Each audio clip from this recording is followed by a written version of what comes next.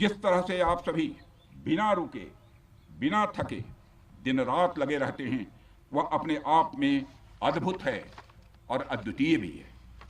आपकी यही बातें हम सब भारतीयों के लिए मार्गदर्शक का कार्य करती हैं। यही कारण है कि मैं हमेशा आपसे मिलने के लिए उत्साहित रहता हूं, ताकि आपके अंदर की ऊर्जा से हम सब भी कुछ प्रेरणा ले सकें। साथियों, आतंकियों ने पहलगाम में धर्म पूछकर हमारे निर्दोष लोगों को मारा। उसके बाद आपने जो जवाब दिया उसे पूरी दुनिया ने देखा है। उन्होंने यह नहीं सोचा कि आम नागरिकों ने उनका क्या बिगाड़ा है, उन्होंने ऐसा क्या किया है कि उन्हें मार दिया जाए।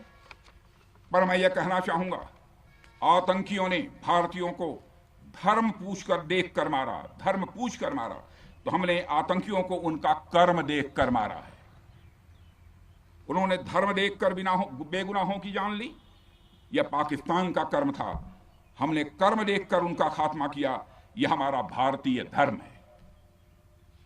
एक रक्षा मंत्री के रूप में मुझे आप सबको बेहद नजदीक से वर्षों से जानने का और समझने का अवसर मिला है। मैं आपके साहस और पराक्रम को तो जानता ही हूं, साथ ही साथ पहलगाम जैसी घटना के प्रति आपके गुस्से को भी मैं अच्छी तरह जानता हूं।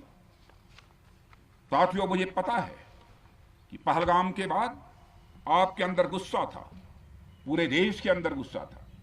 मुझे पता है कैसा महसूस होता है जब धमनियों में बह रहा रक्त बेकाबू होने लगे। और मुझे इस बात की खुशी भी है कि आपने अपने गुस्से को सही दिशा देते हुए बड़ी बहादुरी और सूझबूझ के साथ पहलगाम का बदला लिया है। रही बात पाकिस्तान की, तो उसकी बात ही क्या करूं आपसे।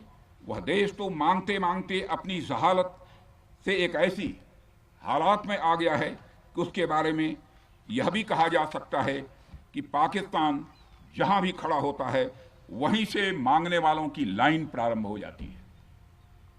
अभी आपने सुना ही होगा कैसे वह फिर एक बार इंटरनेशनल मॉनेटरी फंड IMF के पास कर्ज मांगने गया। वहीं दूसरी तरफ हमारा देश है कि हम आज उन देशों की श्रेणी में आते हैं जो IMF को फंड देते हैं ताकि IMF गरीब देशों को कर्ज दे सके। ऐसी स्थिति में हमारा यह भारत है। रामचरितमानस में स्वामी तुलसीदास जी ने लिखा है, जहां सुमतितः संपत्ति नाना, जहां कुमतितः विपत्ति निदाना। यानी जहां सुमति होती है, अच्छी नीतियां होती हैं, वहां सुख और समृद्धि होती है, और जहां कुमति होती है, बुरी मति होती है, केवल दूसरों के हित की भावना होती है, वहां तरह तरह की विपत्तियां स्वाभाविक रूप से आती ही हैं। पाकिस्तान जिसका जीता जागता यह उदाहरण है। साथियों, भारत के बारे में पूरी दुनिया यह बात जानती है कि हमने हमेशा शांति को प्राथमिकता दी है। हम आमतौर पर युद्ध के समर्थक कभी नहीं रहे, लेकिन स्थितियां जब इतनी विकट हो जाएं, जब देश की संप्रभुता पर आक्रमण होने लगे, तो जवाब देना यह आवश्यक हो जाता है। राष्ट्रकवि रामधारी सिंह दिनकर जी की पंक्तियां आपके सामने रखना चाहूंगा। रुग्ण होना चाहता कोई नहीं, रुग्ण होना चाहता कोई नहीं, रोग लेकिन आ गया जब पास हो, तिक्त औषधि, कड़वी औषधि, तिक्त औषधि के सिवा उपचार क्या, शमित होगा वह नहीं मिष्ठान्न से। यानी कोई बीमारी अगर लग जाए तो वह मिठाई से दूर नहीं होती है, उसके लिए कड़वी दवा ही काम करती है। इसलिए आतंकवाद जैसे रोग के लिए भी ऑपरेशन सिंदूर जैसी दवा की बड़ी जरूरत हो गई थी। साथियों, पूरे देश में हमारी सेनाओं को और हमारे सैनिकों को एक सम्मान की दृष्टि से देखा जाता है।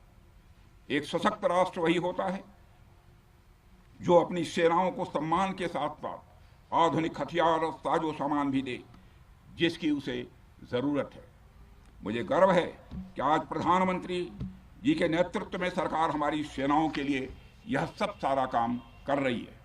हमने यह सुनिश्चित किया है कि हमारी सेनाएं हर परिस्थिति के लिए तैयार रहें।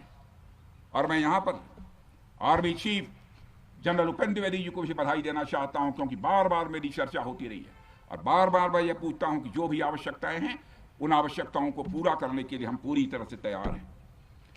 और इसलिए इसके लिए हम वर्ल्ड क्लास बेहतरीन गुणवत्ता वाले साजो सामान अपनी सेनाओं को देने की कोशिश कर रहे हैं।